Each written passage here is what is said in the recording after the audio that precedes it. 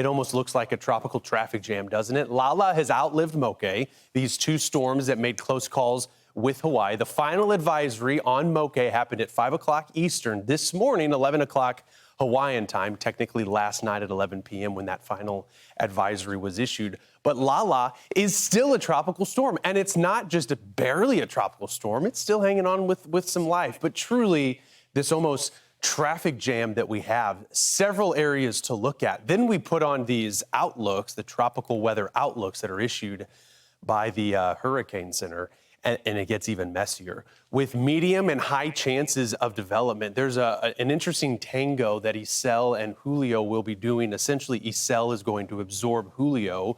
Julio is the one that was just named. But before we get into those details, this is the activity that we see in the Pacific. And we're roughly end of August, early September. So we're close to where that activity is pretty high. But as you can see, it's a little different than the Atlantic. It's not that traditional bell curve. So to see this type of activity makes one wonder, is this what we're going to see for the rest of the season? Could it remain this active? We will see.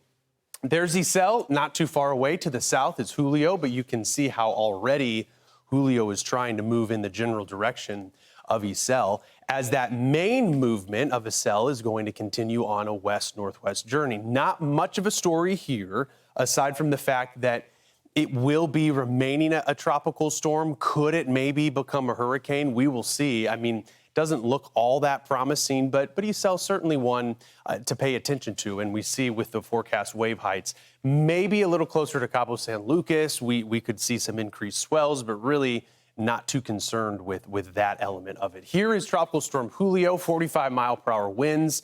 This 5 o'clock advisory letting us know, hey, we've got the J-name storm now. That's already been assigned. Pressure's at 1,003 millibars.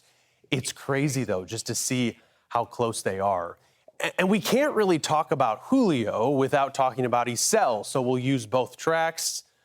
Does Julio even count? I mean, it's a valid question, as it is forecast to be absorbed by Isel. I mean, these are small clusters of storms, but the fact that the Pacific is harboring this right now speaks to how unusually active we're seeing things, not just in the Eastern Pacific, but through the Central Pacific as well.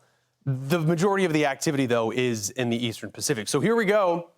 Multiple storms that we're going to be tracking in the open Pacific over the next couple of weeks. We showed you this yesterday, and not much has changed. I mean, when you're looking at this, you want to see where the clustering of those L's are. And those clusters are what give us an indication of, all right, confidence is high that we could see some additional development. And with all the different areas to watch, it would not be surprising if maybe we get 2-3 more names out of this before the month wraps up. I think that's possible as we are rounding out the final few days of August. It's an active period, and there will be another one where Julio and Isel